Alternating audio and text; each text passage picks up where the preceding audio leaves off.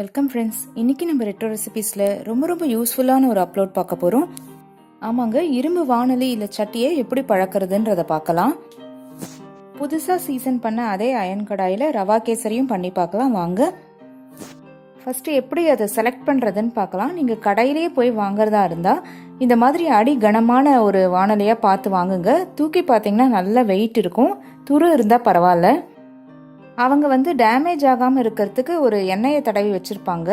அந்த மாதிரி இல்லாமல் வெறும் துருப்பிடிச்சிருக்க வானொலி எடுத்துகிட்டு வந்தீங்கன்னா 1/2 ஹவரில் நம்ம சீசனிங் பண்ணி முடிச்சிடலாம். ரொம்ப ஈஸியாக இருக்கும். இப்போ நான் இந்த மாதிரி வாங்கியிருக்கேன். கருப்பாக கையில் ஒட்டுற மாதிரி இருக்கிறது தான் உங்களுக்கு கிடச்சிதுன்னா இதெல்லாம் செய்யறதுக்கு முன்னாடி நல்லா ஒரு 5-6 முறை அதை நல்லா வாஷ் பண்ணி எடுத்துக்கோங்க. இப்போ ஒரு டிஷ்யூவில் இந்த ரஸ்ட் எடுக்கலாம்.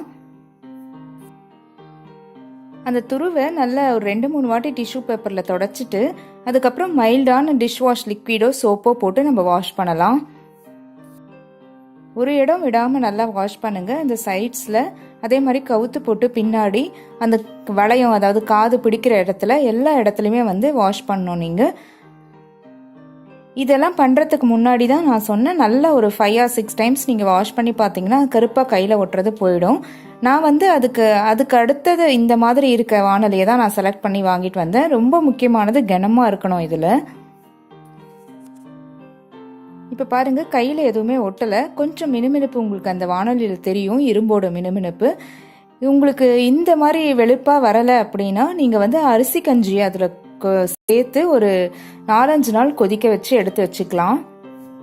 எனக்கு துரு மட்டும் இருந்ததுனால நான் கஞ்சியெல்லாம் சேர்க்கல. இப்போ தண்ணியும் உப்பும் சேர்த்து கொஞ்சம் சூடுபடுத்துறேன். கொஞ்சம் அது கொதிக்கட்டும். தண்ணியோட கலர் மாறுற வரைக்கும் அது கொதிக்கட்டும். அப்போ நமக்கு தெரியாமல் இருக்க துரு அந்த கலர் எல்லாமே தண்ணியில் சேர்ந்துரும். இப்போ அடுப்பை ஆஃப் பண்ணியாச்சு. தண்ணியோட கலர் பாருங்க மாறி இருக்கு.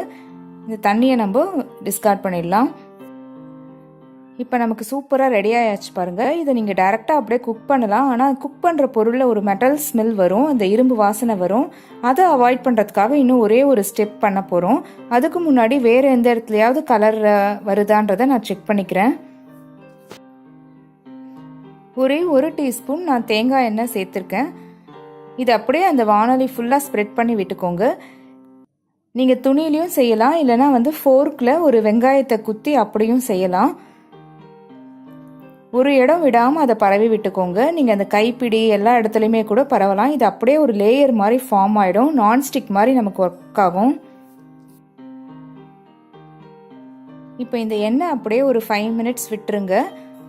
அதுக்கப்புறம் மறுபடியும் ஸ்லோ ஹீட் பண்ணலாம்.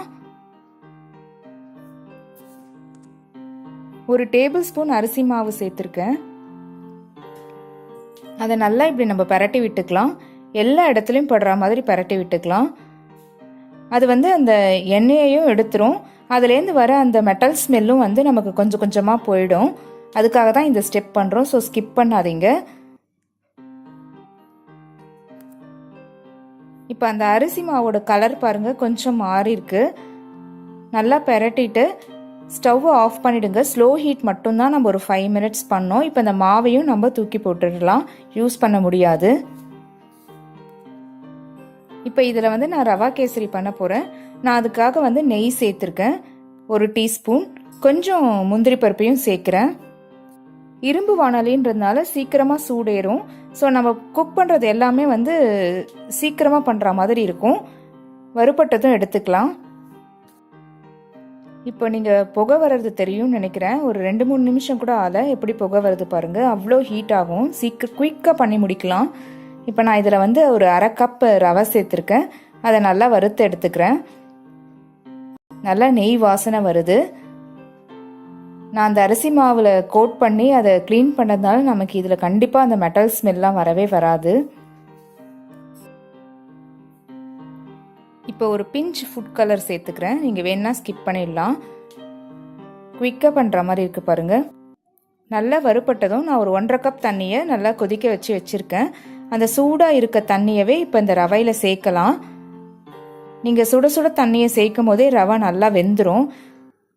உங்களுக்கே பார்க்கும் போது தெரியும் எல்லாம் ஒன்றா நல்லா சேர்ந்துருக்கு பாருங்கள். இப்போ கரண்டியில் நம்ம மிக்ஸ் பண்ணலாம்.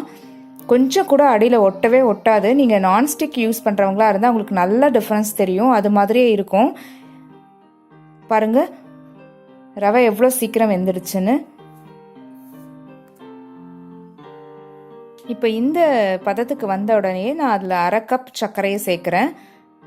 சர்க்கரையை சேர்த்து மிக்ஸ் பண்ணும்போது கொஞ்சம் இலகும். கீழே பாருங்கள் கலரும் போது சைட்ஸில் எந்த இடத்துலையுமே இந்த வாணலியில் அது ஒட்டவே இல்லை. இதை பழக்கிறதுக்கு நமக்கு 1/2 மணி நேரம் கூட ஆகலை. ஸ்வீட் சூப்பராக வந்துட்டுருக்கு. இதில் நல்லா மிக்ஸ் பண்ணி விடுறேன். கேசரியை இலகுன பதத்தில் நம்ம ஆஃப் பண்ணிடலாம். இப்போ ரெடி ஆயாச்சு. நான் கலரும் போது நீங்கள் அடியில் பாருங்கள் கொஞ்சம் கூட ஒட்டலை. பாருங்கள் அல்வா எல்லாமே சூப்பராக வரும். நீங்கள் காரமானது கூட எது வேணாலும் பண்ணலாம். இப்போ முந்திரியை சேர்த்துடுறேன். எது ஒன்றுமே ப்ரிப்பேர் பண்ண உடனேயே வேறு கண்டெய்னருக்கு மாற்றிடுங்க. இதிலே ரொம்ப நேரம் வைக்க வேண்டாம். அதுவும் தக்காளி புளி அந்த மாதிரி ரியாக்ட் ஆகிற மாதிரியான பொருட்கள் சேர்த்து நம்ம சமையல் பண்ணுறது எல்லாத்தையுமே செஞ்சு முடித்த உடனேயே வேறு கண்டெய்னரில் மாற்றிடுங்க. இப்போ இது க்ளீனாக இருக்குது பாருங்கள். நான்ஸ்டிக்கில் பண்ண மாதிரியே இரும்பு வாணலிலையும் நெய் ததும்ப கேசரி பண்ணியாச்சு.